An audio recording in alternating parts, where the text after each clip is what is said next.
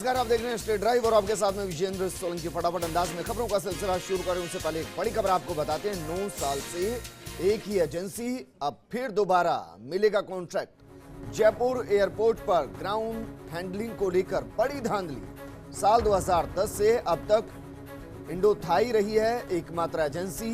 हाल ही 10 जनवरी को दिल्ली एआई मुख्यालय में हुआ था रीटेंडर और इस बार भी इंडोथाई को ही अवॉर्ड हो रहा वर्क ऑर्डर। नियमानुसार 3 ग्राउंड हैंडलिंग एजेंसी होना जरूरी है। एक एयर इंडिया और 2 निजी ग्राउंड हैंडलिंग एजेंसी जरूरी है, लेकिन एयरपोर्ट प्रशासन इंडोथाई पर मेहरबान नजर आ रहा है। केवल एक एजेंसी इंडोथाई से 10 साल से काम चलाया जा रहा है। आखिर क्यों दूसरी एजेंसी अपॉइंट नहीं की जाती, ये अपने आप एक बड़ा सवाल खड़ा हो रहा है। एयरपोर्ट पर उन्हें नहीं, मीटू का डर और किस्सा जयपुर एयरपोर्ट की ग्राउंड हैंडलिंग इंडोथाई एजेंसी का एयरपोर्ट मैनेजर के खिलाफ कई शिकायतें भी मिली हैं। महिला स्टाफ को परेशान करने की शिकायतें मिलती आई हैं। एजेंसी के पास है 400 से ज्यादा स्टाफ। पैसेंजर हैंडलिंग के लिए नियुक्त करते हैं महिला स्टाफ को और पिछले 6 माह में आधा दर्जन महिला स्टाफ ने छोड़ी नौकरी। राज खुला तो पता चला मैनेजर करते महिला स्टाफ को परेशान, लेकिन क्या नागरिक एवं उड्डयन मंत्रालय कराएगा इसकी जांच, यह भी अपने आप में एक बड़ा सवाल है। तो एयर इंडिया का बिजनेस दे दिया जाता है निजी एजेंसियों को, यह अपने आप में एक बड़ी खबर। मेरे सहयोगी काशीराम मेरे साथ जुड़ चुके हैं, उनसे जानकारी यहां पर देते हैं। काशीराम, ये इंडोथाई पर इतनी मेहरबानी क्यों?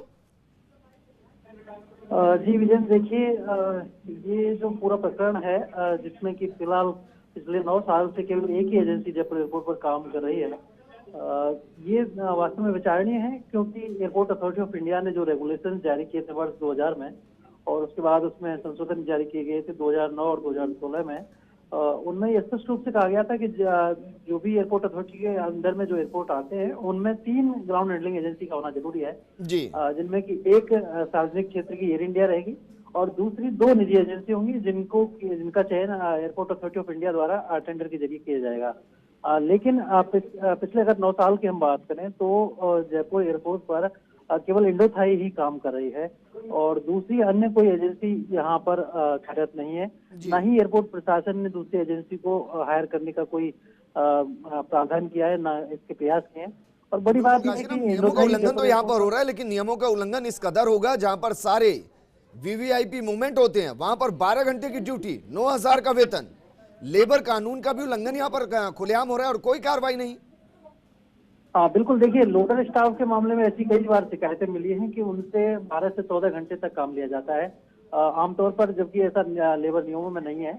8 घंटे काम करने आने का नियम है, लेकिन लेबर से यहाँ पर ज्यादा काम लिया जाता है और उसके बावजूद उन्हें ओवर टाइम का भुगतान भी नहीं किया जाता है। जबकि नियमों ये है कि अगर आप ओवर टाइम लेते हैं कर्मचारियों से तो उसके लिए उन्हें इसके लिए एक्स्ट्रा पेमेंट किया जाना चाहिए। लेकिन इंडोथाई द्वारा पिछले कुछ महीनों का अगर रिकॉर्ड चेक किया जाए तो उसमें किसी भी कर्मचारी को ओवर टाइम का पेमेंट नहीं किया गया है। तो ये भी एक लेबर का उल्लंघन है। और बड़ी बात ओवर टाइम तो छोड़िए, यहाँ पर तो मीटू के भी मामले सामने आ रहे हैं।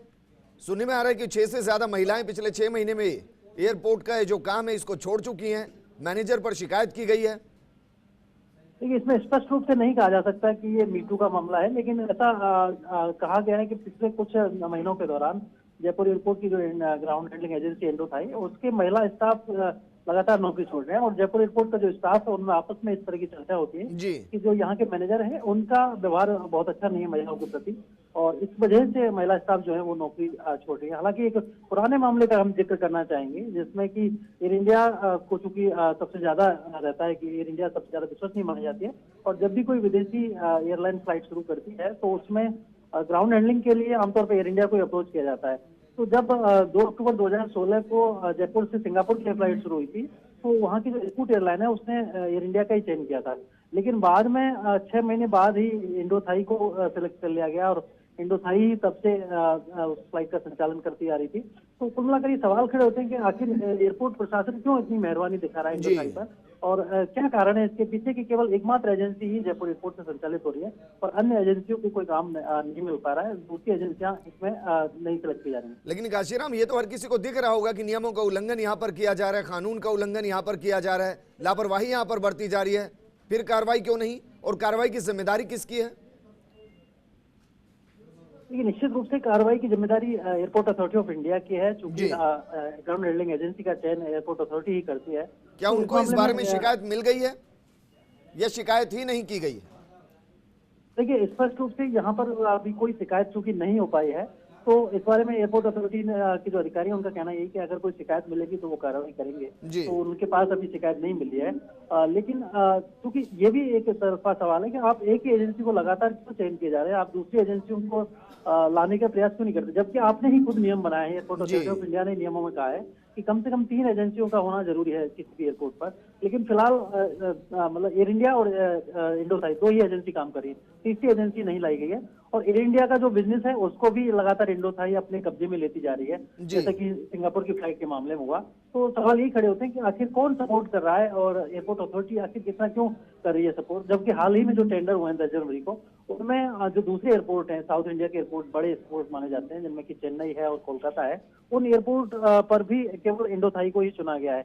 तो ये बड़े सवाल खड़े हो रहे हैं। जी बिल्कुल काशीराम, शुक्रिया तमाम जानकारी हमारे साथ साझा करने के लिए। बड़ी खबर फर्स्ट इंडिया आपको बता रहे कि किस तरीके से जयपुर एयरपोर्ट पर इंडोथाई नियमों का उल्लंघन यहां पर कर रही है, कानून का उल्लंघन यहां पर कर रही है, बावजूद इसके कार्रवाई उसके खिलाफ होना तो दूर, टेंडर प्रक्रिया भी कुछ इस तरीके से अपनाई जाती है कि इंडोथाई को ही उसका फायदा यहां पर मिलता नजर आए। लेकिन क्या उसके खिलाफ कार्रवाई होगी, यह अपने आप में एक बड़ा सवाल है।